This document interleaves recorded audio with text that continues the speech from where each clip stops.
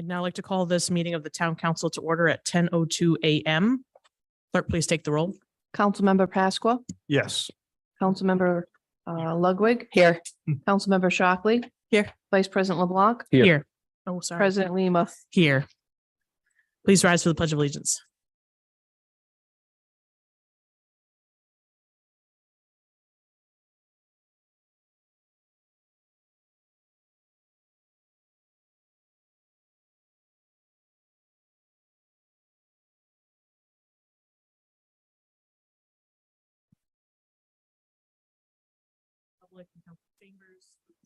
You can exit in the event of an emergency out the left or right back doors and exit into the parking lot or the front lawn of Town Hall.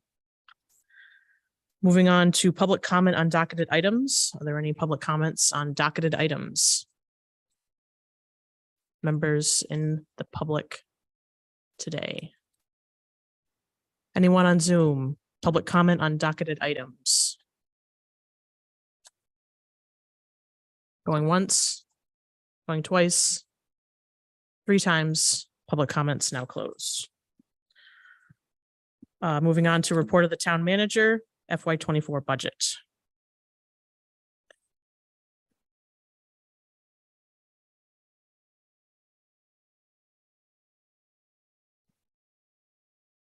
Good morning, council. I'm just gonna reiterate what we've gone over a few times here, just to summarize it for anyone that does not know. So the proposed budget right now has a 3.23% increase to the levy. That's an overall increase to the budget from approximately 114 million to 116.5 million dollars. This also includes a $500,000 increase to the schools. The local appropriation for the schools will be $50,523,936. These funds will supplement state education aid, other revenues, and the SRP pension contribution for a total school operating budget of $79,221,244. Just some of the highlights that we're going to be doing within this budget. We've eliminated the deputy finance director and deputy treasurer's position. We've added in an engineering coordinator for July 1. We're going to be adding a purchasing clerk beginning of January of 24. We've also added some economic development duties to the town manager's role at no additional cost to the town. Also adding funding for emails for boards and commissions, continuing to fund the tax valuation line to prepare for the full valuation in 3 years. This budget also includes a capital improvement plan of $410,000. We're also adding one-time ARPA expenses totaling $821,547. Along with the $500,000 to the schools, we're also giving them $320,000 for one-time projects on their end that will not be included in the maintenance effort. And finally, we've put aside approximately $500,000 in contingency for this upcoming year. So that's kind of an overall summary of where we are.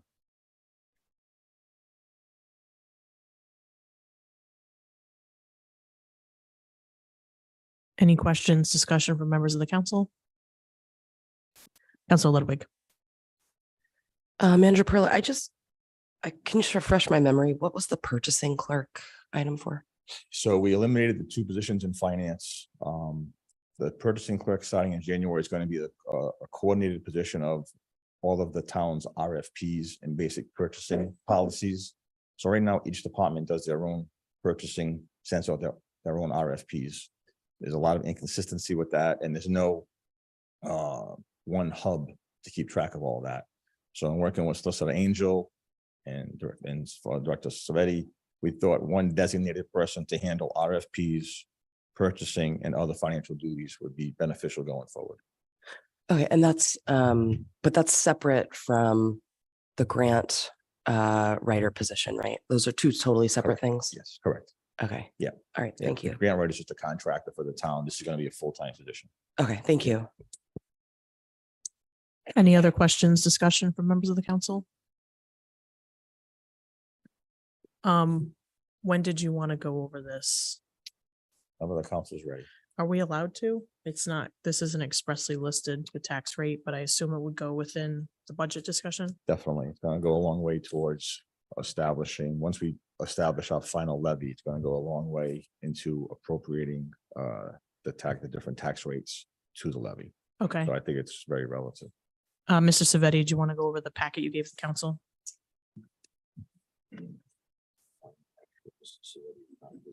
All right, so it'll have to be, okay. Yeah, if you just formally bring him to the podium.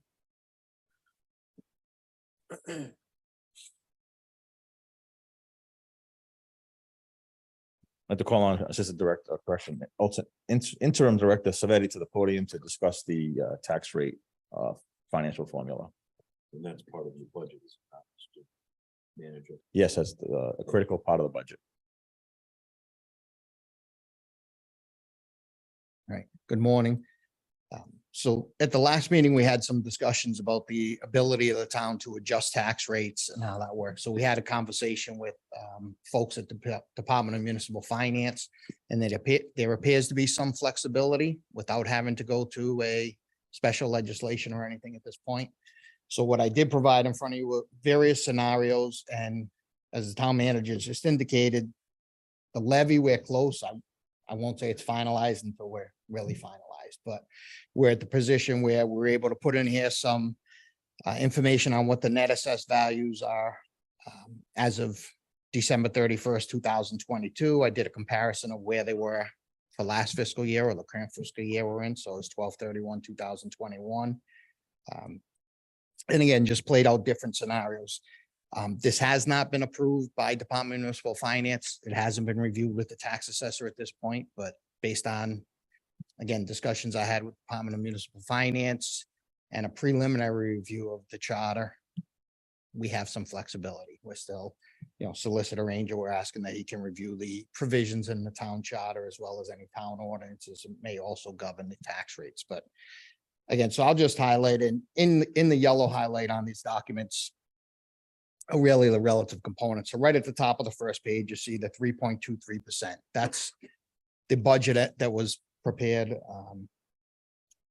the provisional budget, excuse me, that was determined by the town council, showed a tax increase in the total levy of 3.23%.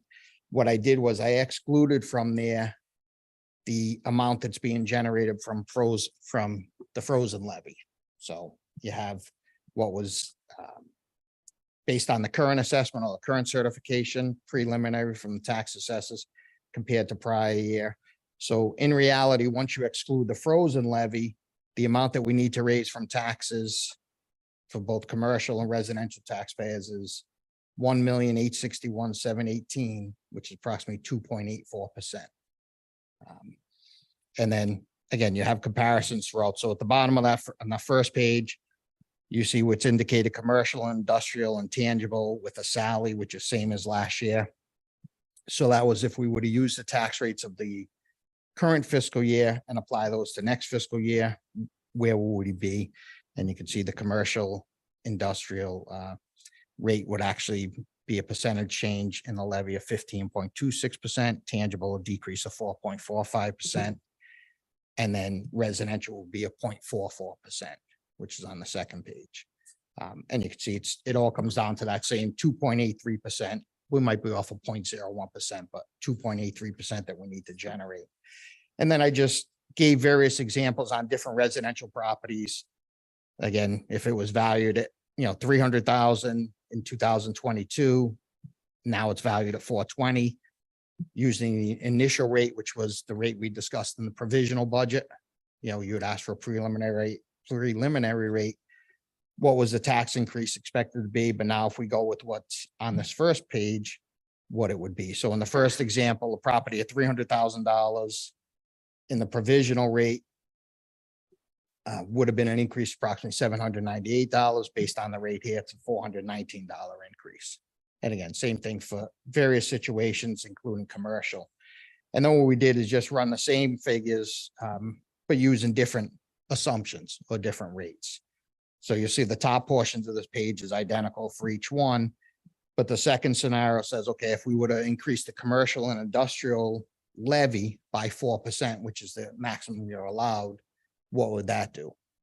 So again, a tax levy of an increase of 4% on the commercial and residential property to the levy, not the rate. So to the levy would result in the residential rate having to go up 2.88%.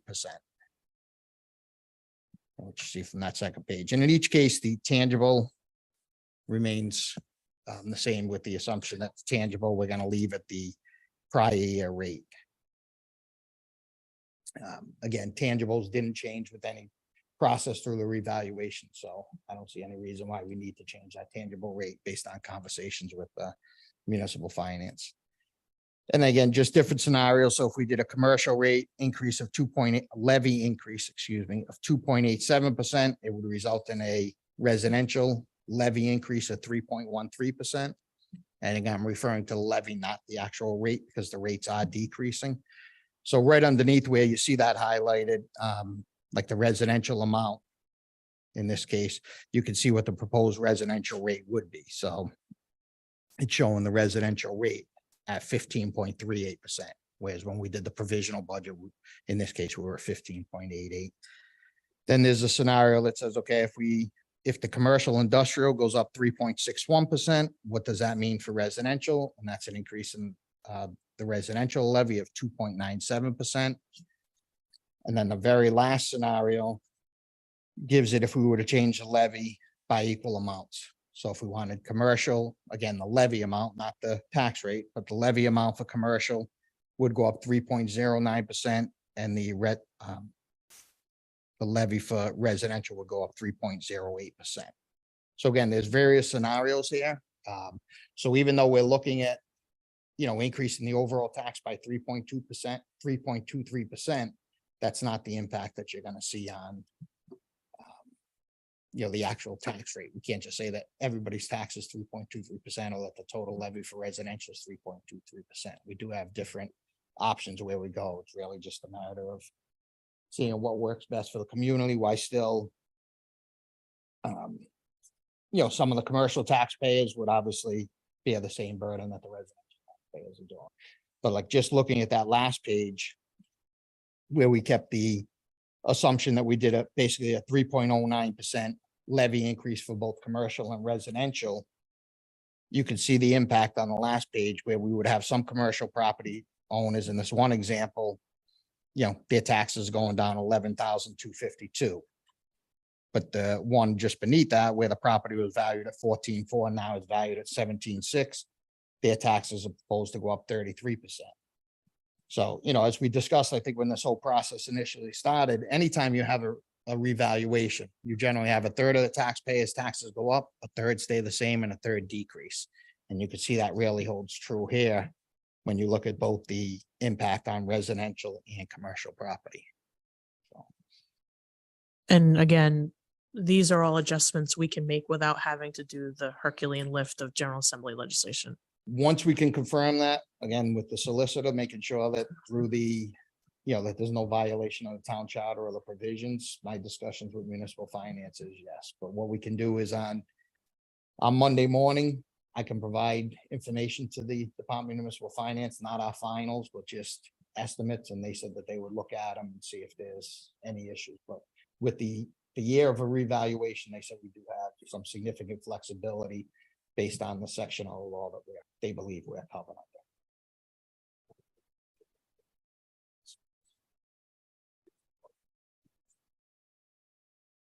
under. Okay. First, I'll just see if anyone from the council has any questions or comments for Mr. Savetti. Councilor Ludwig. So once we affirm we can do this, is the thought process that the council would choose which of these scenarios we want to go with before, is that part of the vote for final budget? I think that the town, knowing what the council's desires are, would make those changes appropriately. So Tuesday, the 23rd's meeting is going to be setting the levy, the final levy as to how much money we're going to need to raise. That's when Mr. Savetti and Kerry are going to work on the rates along with municipal finance. Again, having an idea what the council wants us to do, we'll have some direction. And then that will be presented to municipal finance as the final document. It gets approved, and then the council will have on the 22nd, their final council budget vote, which I believe at that time, you could still make some changes at that point before you make your final vote. So I don't think the council is intimately a part of changing those rates. I think it's an internal process that the finance director and the tax assessor do, knowing where you guys want to be. So are you looking for us, I don't know, maybe not today, but to express a preference on particular scenario or just general thoughts? Yeah, I think once you have a chance to review this maybe in more detail and digest it, if you want to reach out, we certainly be willing to listen to what everybody's opinion is, where you think we're at, and that would certainly help Yeah. us in So- making our decision. So again, my knowledge of it is once the levy is set, then we kind of back into the tax rates. So that's the first part of the equation, if you want to say, is Tuesday night finalizing what our final number is going to be, and then working with that number. And again, playing with the tax rates to find out what direction we want to go in as the final product. Thanks. So, yeah, so I would encourage the council, as they review this packet, send questions over to Mr. Savetti ahead of the meeting, or you can prepare them to ask during our meeting on Tuesday. Anything else, Councilmember Shockley? I just want to make sure, I think it's just a typo, but just because of the fact that I don't fully understand all this. For commercial, it seems on a few pages, you went 2022, 2023, 2022. Is that final line supposed to be 2023? Because in the residential, you did it differently. Okay, I just want to make sure because I felt like on some pages it wasn't. Okay. Wow. This is a lot. I think this is what we were looking for, though. 100%. I'm just, I'm glad I have a couple days to wrap my head around it. So thank you so much for this. I appreciate it. Any other questions from members of the council? If not, then I'd like to move to the resolution we had on this on the agenda while we're talking about this. So if I could, looking for a motion to take the agenda out of order. Make that motion. I'll second it. Motion by Councilman Pasco, a second by Vice President LeBlanc. Any discussion? Clerk, please. Oh, sorry. Clerk, please take the roll. Councilmember you have a question? No. Councilmember Pasqua, Yes. Councilmember Ludwig, Yes. Councilmember Shockley, Yes. Vice President LeBlanc. Yes. President Lima. Yes. 5 in the affirmative, 0 in the negative, motion passes. We're going to move on to report of other town officers and officials. Item A2, Stephen Angell, Solicitor, Town Council to debate and consider resolution 2023-29 that requests the General Assembly to amend Rhode Island General Law 44-5-11.8 concerning levy and assessment of local taxes and tax classifications. Solicitor Angell. Thank you, Madam President. Please excuse me for sitting because I have all of the different things that I need here and not enough room at the podium. At the request of Councilwoman Shockley, this resolution was put together when I'm speaking of 2023-29, which deals with proposed changes to Rhode Island General Laws 44-5-11.8 concerning tax classifications. And so this was put on your agenda to make sure that it made the agenda in a timely fashion. And obviously, there's a section of this that if the council so chooses to ask the General Assembly for change, you would look at section J on the resolution, which the council would need to discuss here today, what language it chooses to insert, and that can be amended here on the floor. Now, with that said,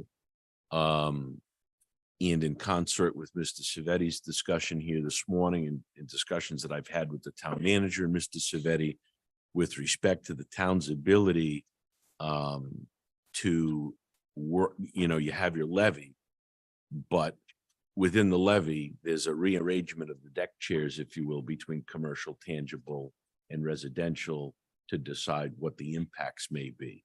That may be an oversimplification, but essentially that's it. So we start with our charter, and if you look at Charter Section 8.30, talks about levy and assessment of taxes, and essentially gives the council the right to move those deck chairs around so long as it's not inconsistent with law.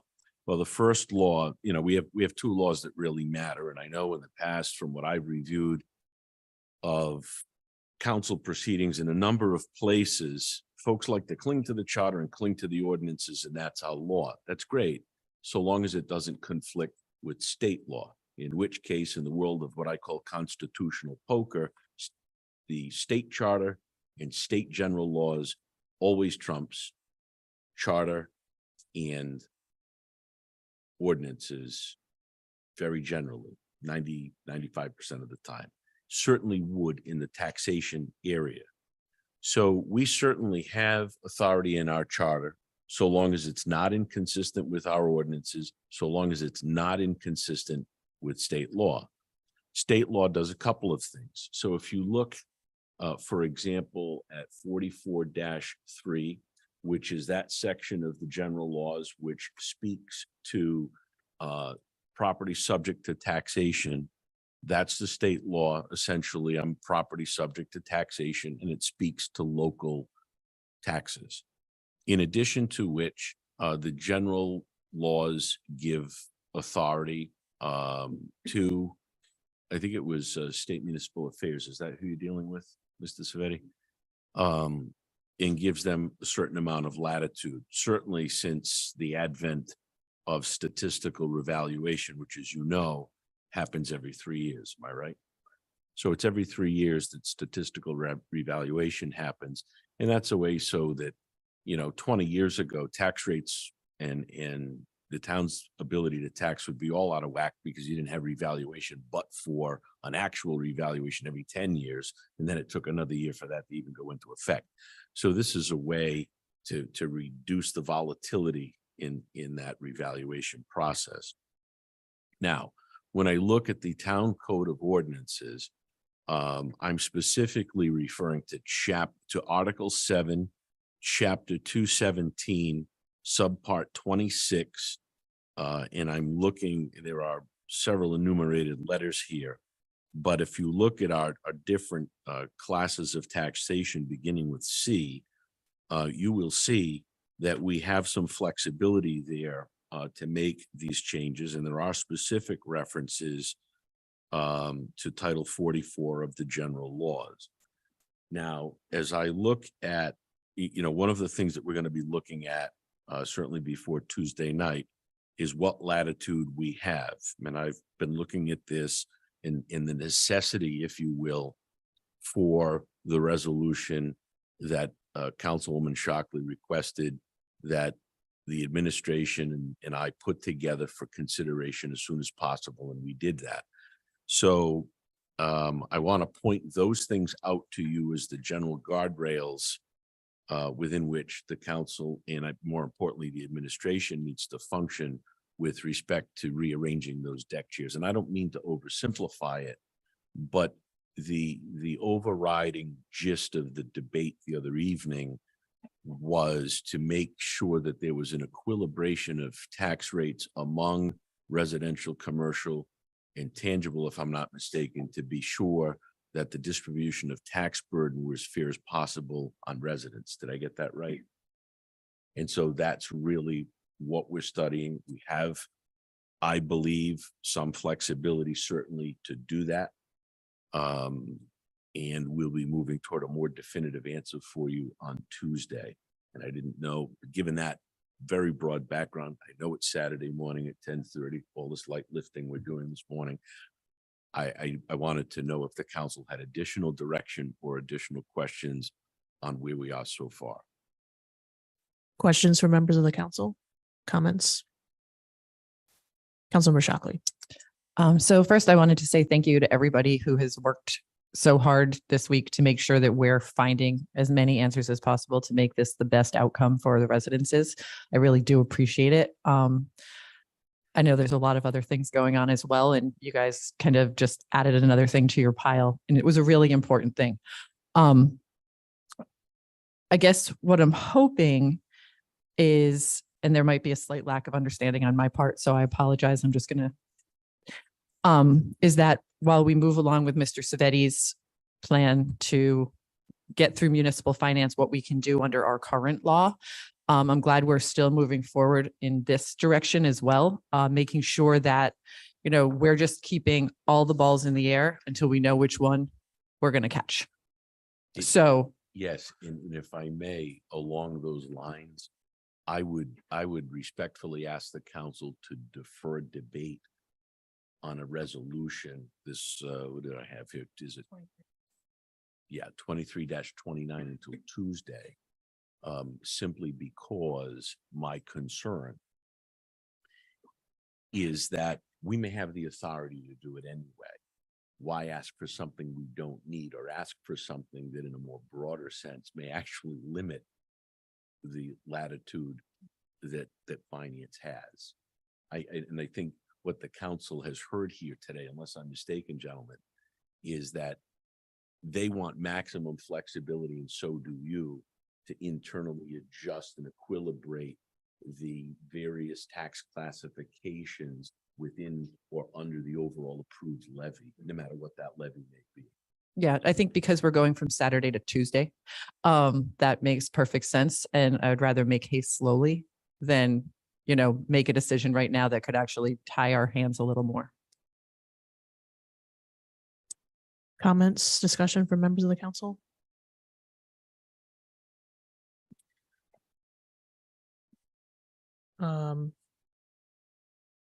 With that, I would say, I would seek a motion to continue resolution number 2023-29 to the council meeting on May 23rd, 2023.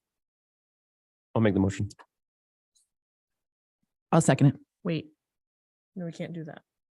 Need 48 hours. Yeah, can't do that. Withdraw the motion.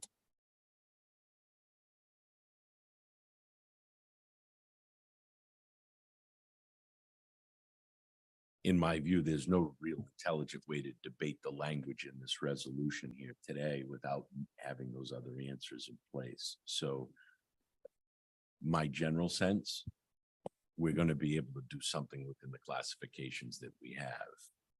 What that is and what those tolerances are, I don't know just yet.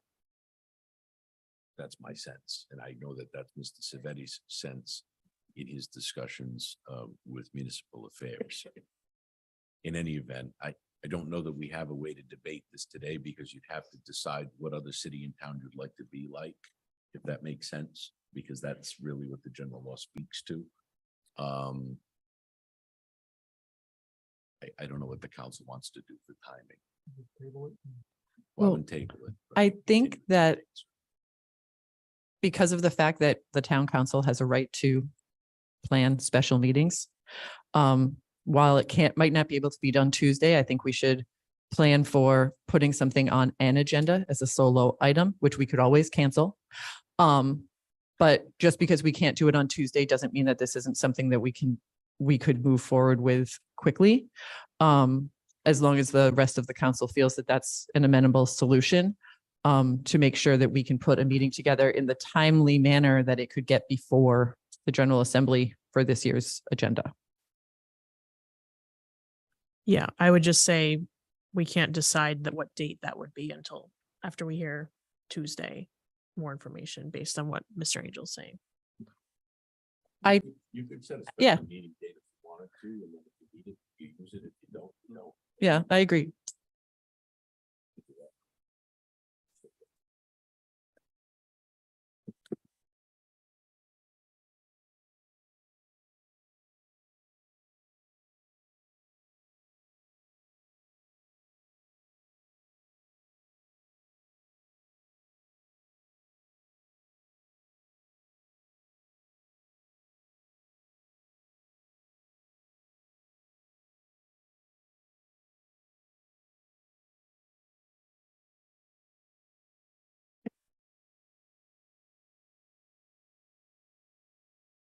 Nothing available, or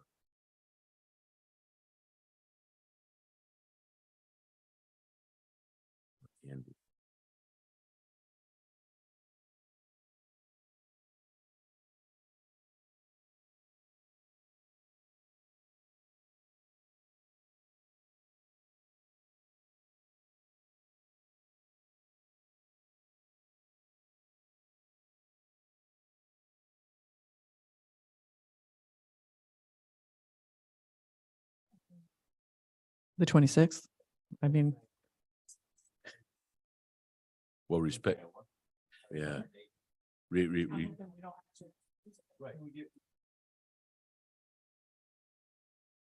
can. Yeah, you can get it. I can make it on the 24th if need be. Respectfully, I think sooner rather Yeah. than later is better because of the depth of the assembly at this point. I mean, June is the middle of June, end of June is about it for them. Mhm. So, in working with them on some other things, local stuff gets priority. Don't get me wrong. They'll move this, but sooner rather than later would be good. I would say if this was a contentious issue, I would never want to have a 3-person quorum make it, but I don't think it is. So I think getting it on the agenda is more important than all 5 of us being there in this instance. Are there any rules with respect to cancellation? Like, do you have to do it so much in advance or anything? I just want to be sure. Okay, No, just want to be sure. The only rules on cancellation is if you cancel the night of, for whatever reason, there are certain postings that, we have to do, and including physical postings on the doors and things of that nature, and to give a reason for the nature of the cancellation. But that's a day of issue as opposed to a day before issue. And we certainly work with the clerk on that. All right, I'll make a motion to continue to May 24th. Second. motion by Vice President LeBlanc, second by Councilman Pascal. Any discussion? 6 PM. Any further discussion? Clerk, please take the roll. Councilmember Pasqua, Yes. Councilmember Ludwig, Yes. Councilmember Shockley, Yes. Vice President LeBlanc. Yes. President Lima. Yes. 5 in the affirmative, 0 in the negative, motion passes. At this point, wanted to go back to the budget portion in our agenda under the town manager's report to see if the council had any further discussion with respect to the budget. We did have placed in front of us the Parks and Rec section with addressing the questions that we had. Did the council have any questions with respect to this? I know it just got put in front of us, but that we have the town manager and the finance director right here. Councilman Pasqua. So maybe I'm missing it here. Is there a impact, is there a number somewhere for an impact to the levy with these 2 potential changes?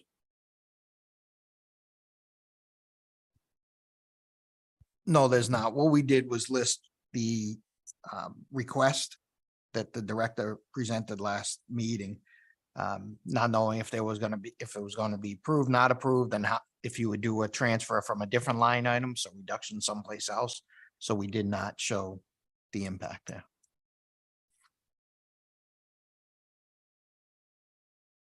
Councilman Shockley. I'm just wondering, in the case of the funds that were reduced, if I'm remembering correctly, from the camp budget, because of the fact that we're expecting that money to create revenue, would it make sense, even though it's not one-time spending, to use ARPA funds for that this year? Because revenue is coming in to supplement, so we will still have the money in the budget next year. Yeah, usually, again, generally, you don't want to supplement the budget because then you're creating a structural deficit. We'd have to make up those expenses next year. I was just, like I said, I was wondering because it's one of those items that actually has a revenue stream attached to it, whereas most items in your budget don't have a revenue stream other than tax dollars. What I would suggest, or you could possibly consider, that if you wanted to increase their budget, you could do so by increasing the budget here and reduce the capital item further and use that capital item in the ARPA. I know you like capital, but that's certainly a one-time. We only have 1 year with that ARPA money. I understand That's that I'm just basically robbing from Peter to pay Paul in this situation, but I do really find it to be important to keep. I'm going to call myself incorrect on my question, and because I don't support doing it. Solicitor Angell. To build on the robbing Peter to pay Paul analogy. The logistics and semantics of how we do that under the treasury regs with respect to the use of ARPA funds is important. My understanding is among that almost 500 pages of treasury guidance, correct me if I'm wrong, is that we can fund one-time expenses, COVID expenses. There are other general buckets, but given that this is a recurring budget item, as I understand it, we can't use ARPA money here. So the semantics, if you will, of taking capital money and plugging that differential here and then plugging the hole in capital piece of the budget is the way to go, just legally, because otherwise the government can claw back that money. So just FYI. Any other comments from members of the council? Just in full transparency, some of my initial thoughts from hearing Brandon's presentation on Tuesday, I was kind of shocked to hear that we're kind of providing after school services for only 33 kids and paying $20,000+ a year. I think that to me feels like, I don't know if we're getting the ROI back there. I know it's good to keep kids off the streets and the middle school kids, but I don't know. I would hope more kids would be benefiting from that for that kind of amount. So I don't know if I'm inclined to keep that operating. I don't know. That's just transparency where my thoughts were.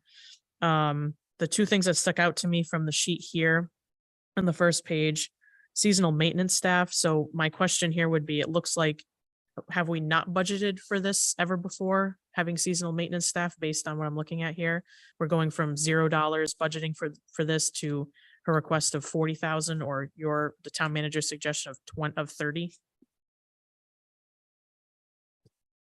I don't know the background on that. I know she's definitely shorthanded, but why she hasn't had seasonal maintenance in the past, I don't know. I'm assuming full-time staff were able to handle those responsibilities. And I think it's at the point now where it's no longer available that full-time staff can take on the additional seasonal stuff as well. So that's why she's looking for that additional help. Yeah. And my other concern here too is I know that she has a really tough time hiring just the people in the summer.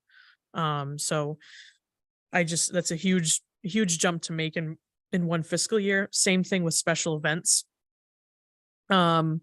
Am I to assume that the bulk of this jump is from the 4th of July event? We go from budgeting $15,000 to her ask of $110,000. Again, the 4th of July event's not included in the provisional budget. That was excluded from the town manager's budget for next fiscal year. So that's strictly trying to bring in all her programs. Again, So it's just programming, regular programming. But Why isn't would- the revenue stream in for the first time this year too?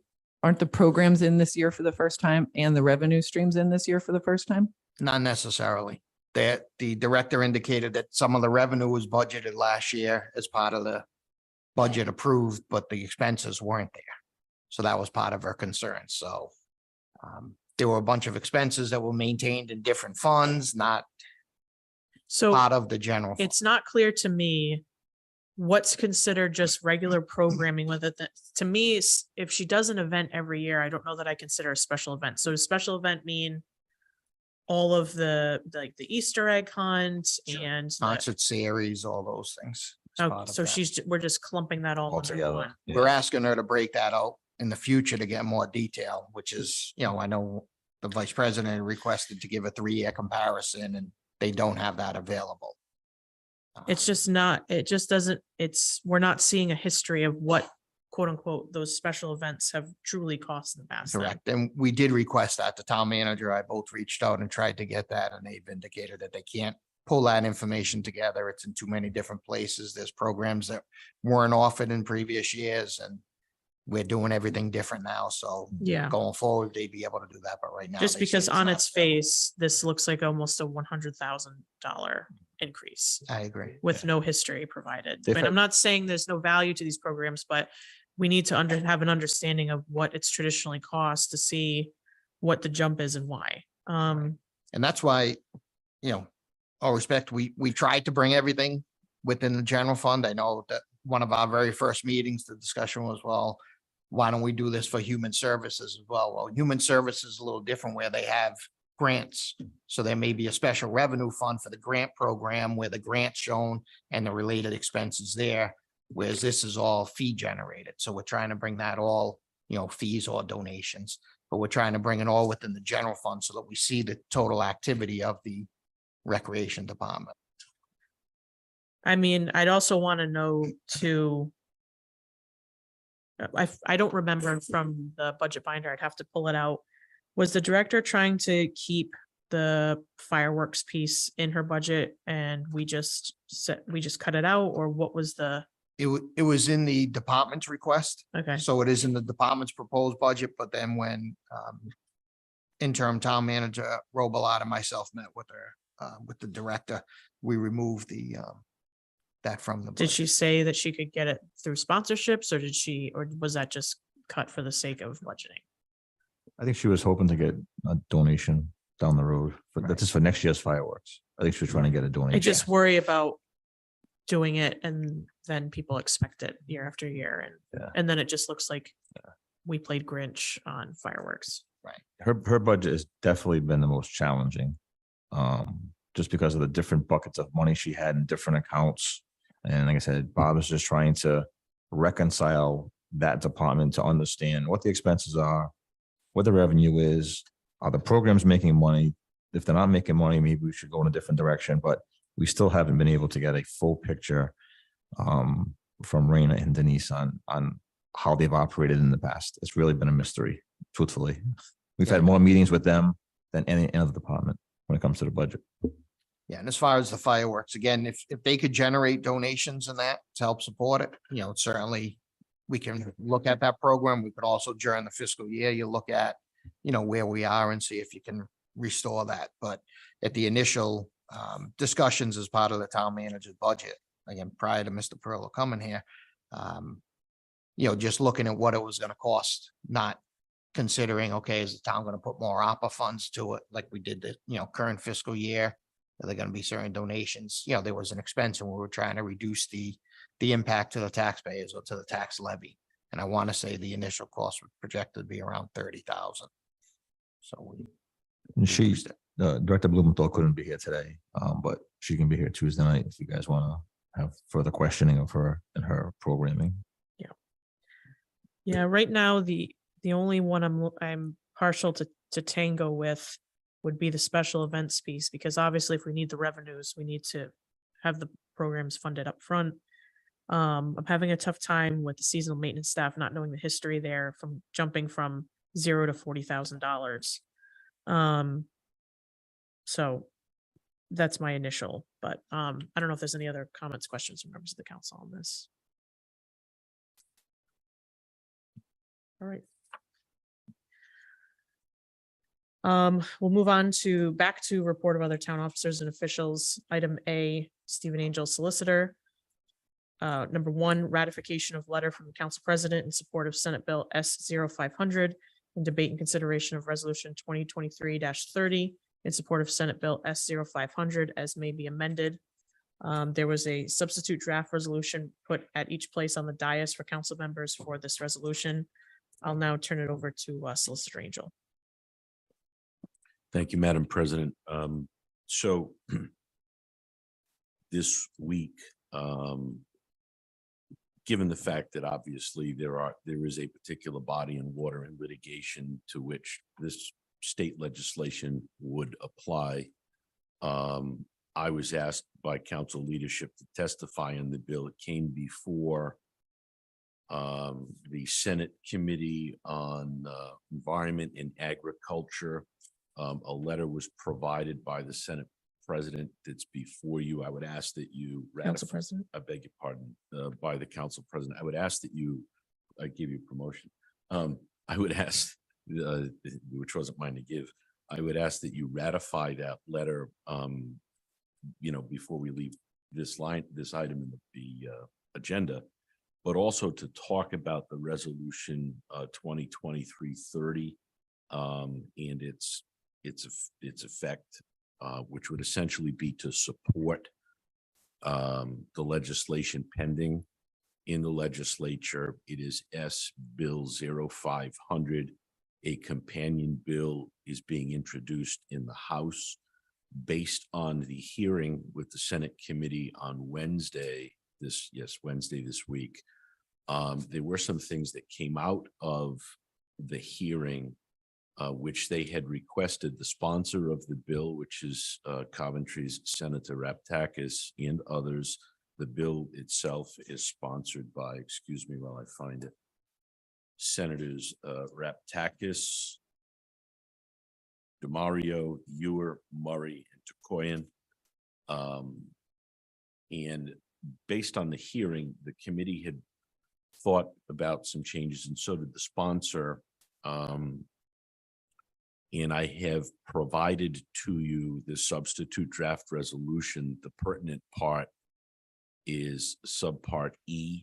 And when I say subpart E, for those listening at home, this is an amendment to Rhode Island General Laws 2-1-20.1 concerning the rules and regulations the DEM and its director function under with respect to various environmental and agricultural regulations in the state. And I will read part E for those listening and that are here.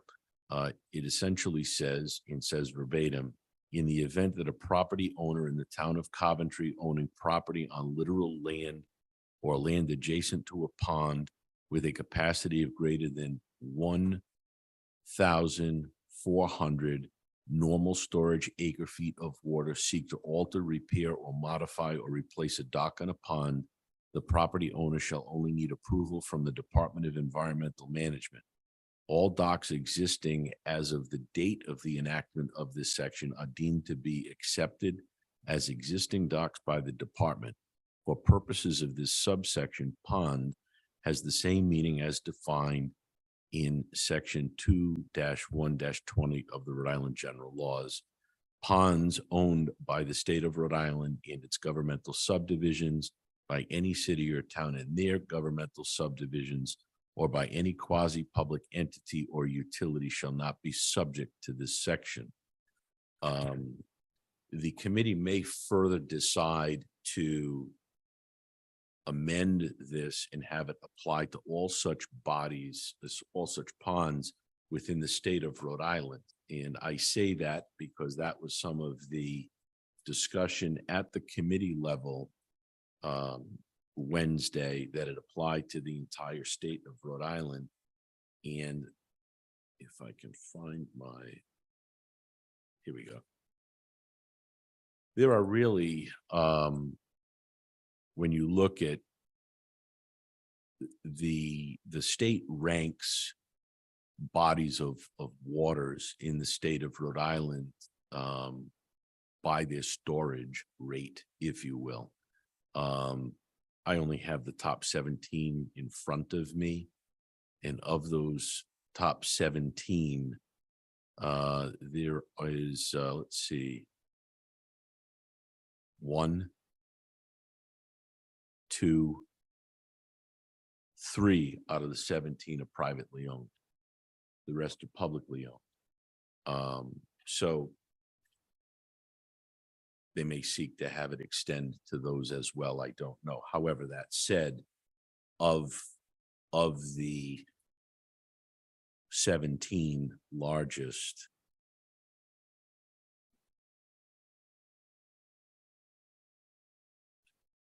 only one in the top 10 is privately owned. Council Ludwig. Thank you. So Solicitor Angell, can you just confirm, is the sections, so under the first two bullets, A, B, C, and D, they've already been put forward for amendments and section E is new? I'm just trying to figure out why E was underlined. Because that is how the Senate amends the legislation. So what you have here is the entire section of the general law 2-1-20.1 in its entirety with the amendment to section E.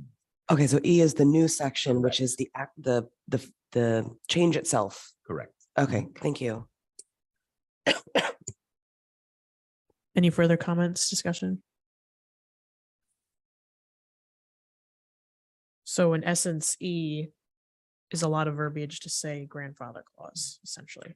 Well, it does a couple of things. It grandfathers existing docks, number one.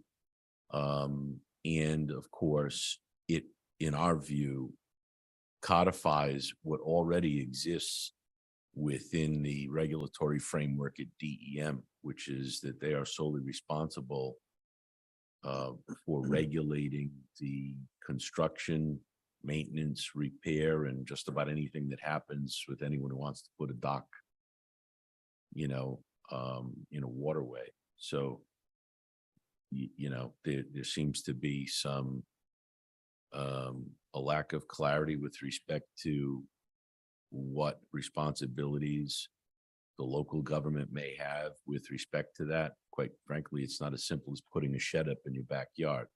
So it's DEM's jurisdiction. They have jurisdiction over anything that's wet, aside from the rain that falls from the sky. Well, especially after it lands. Councilmember Shockley. I know this seems like it's just semantic, but should Department of Environmental Management be capitalized? Because it's a specific state department? You know what? That didn't necessarily come from me. We're working with legislative counsel on some of the things that they want. What comes up from the basement in the State House oftentimes, as you may know, gets edited. I've heard tell. No, I just, in legislation, often a capitalization could be the difference between something that is defined somewhere and something that's not. Mm-hmm. Councilor Ludwig. Are you looking for a vote on this today? Yes, because we need to submit the resolution of support to the bill sponsors, so that way it helps make their case to get this approved. And I think this is being heard next week, you said? I don't know, actually. It's going to be heard again soon. They're proposing, I should say, the senators are proposing a change to this section, which is section E, which is why I provided you with a substitute resolution this morning. This developed after the hearing and after this resolution, initial resolution, which is substantially the same. It was included in your packet.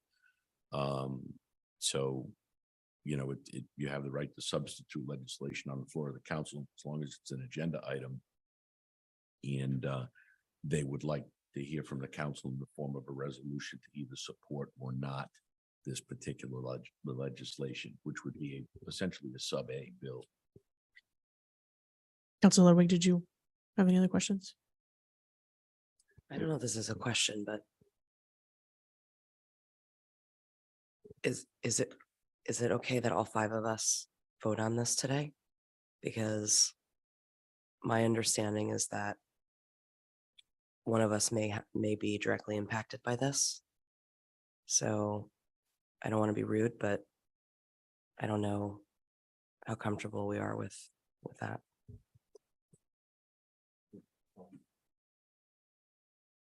Do you have any opinion on that, Solicitor?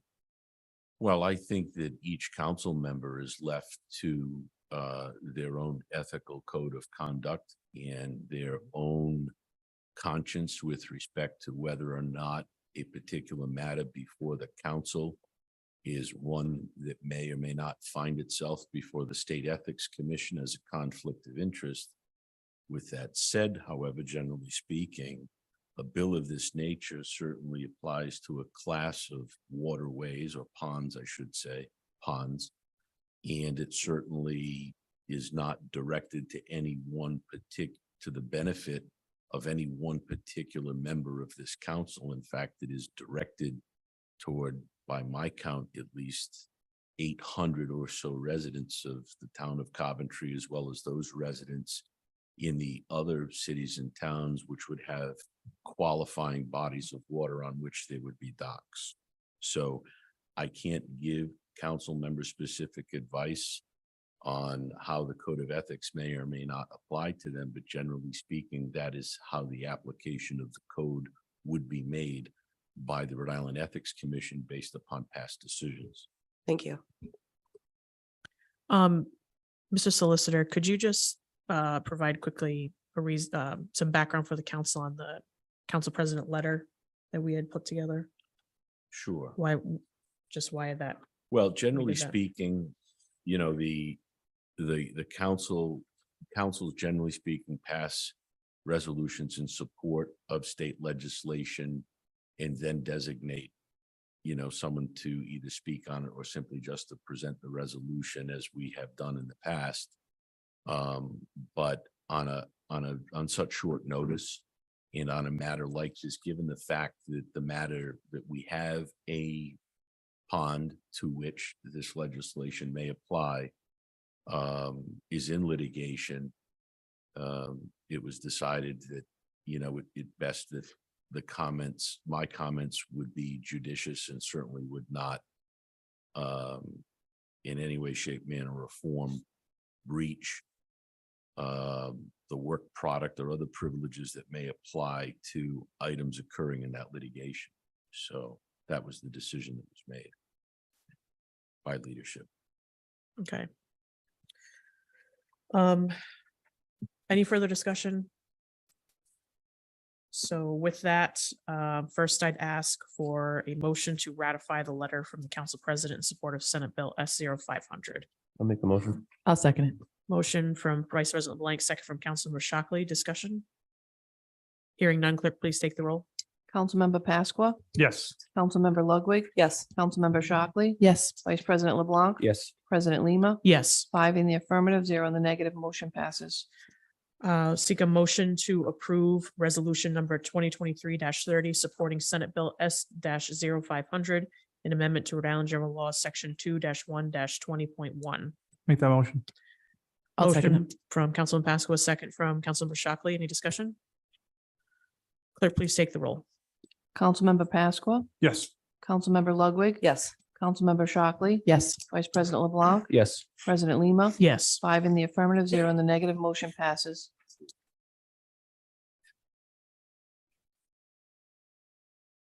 Madam Clerk, if you could be sure to send the assigned resolution to the sponsors of the bill, particularly Senator Raptakis, and just let them know that the bill has the Coventry Town Council support right away. That would be much appreciated.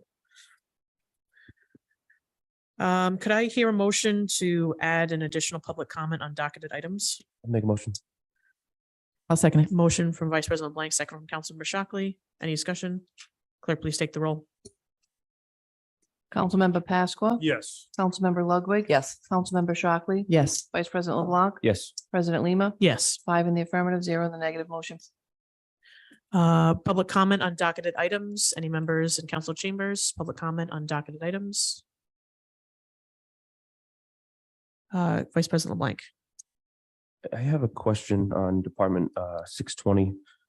It's tax valuation services. I don't know if this is for the manager or for Mr. Savetti, but my understanding is that we're adding $125,000 for the tax valuation services. Yes, correct. What we're trying to do is, again, in 3 years, you're going to need to go through a full valuation for which there's no reimbursement from the state. So we'd be putting forward to the council an ordinance or resolution, I guess, depending on what solicitor recommends, but we'd be putting something forward that those funds would be placed into a special revenue fund to be utilized for that future valuation. So that in 3 years, we don't need a spike of 500,000 plus in your budget. Again, we're trying to get everything level so that you don't see those peaks and valleys in the budget process. And how much was the last one? We got the last one. I don't know the price on the last one. We reached out to several communities and saw what they were currently paying, comparable size to Coventry, and it's ranging anywhere. I believe we had from 450,000 to 550,000 today. So we envision that even setting aside 125,000 each of the next 3 years, we're still going to need an additional bump in that fourth, or the year of the valuation. All right. And we're sure we're not going to get any reimbursement? From the state? Statistical valuations, you receive a reimbursement, and don't quote me on the amount, but you do receive reimbursement. Full valuation, there is no reimbursement from the state. Full valuation, you're on your own. Statistical, you get a percentage. Okay, thank you. Public comment, council chambers. Public comment from members on Zoom. Going once, going twice, 3 times. Public comments now closed. Moving on to public comment for undocketed items. Are there any members of the public in council chambers who have public comment on an undocketed item today? Welcome. Just state your name and address for the record. Earl Reed, 109 Calvin Town Road. My comments today are kind of twofold. First, I'd like to thank all of you. I've been a proud resident of this town for 25 years. And I think within the last 2 years, everyone involved in the administration of the town has done an excellent job. And I'm extremely proud of everyone, especially the 5 council members and Manager Parrillo's staff that he's assembled. Also, you know that I've been a municipal employee for over 23 years in the city of Warwick. And now I'm an education employee. And I would like to ask all the town council members for support of the teacher's contract on Tuesday evening. Thank you very much. Thank you. Any comments from members of the public on Zoom on undocketed items? Going once. Yes, Vice President Blank. Just a point of clarification, the council is not voting on the contract on Tuesday night, just as. It's not a discussion, it's just it's a fact. Isn't that not a fact? I just don't want to violate the flyer with points or having discussion with others. Okay, I guess I retract the fact. Any members on Zoom comments on public on undocketed items? Going once, going twice, 3 times. Public comment is now closed. This time I'll take a motion to adjourn at 11:05 a.m. I'll make motion. Motion from Councilmember Shockley, I'll second it. second from Vice President LeBlanc. All those in favor? Any opposed? The ayes have it.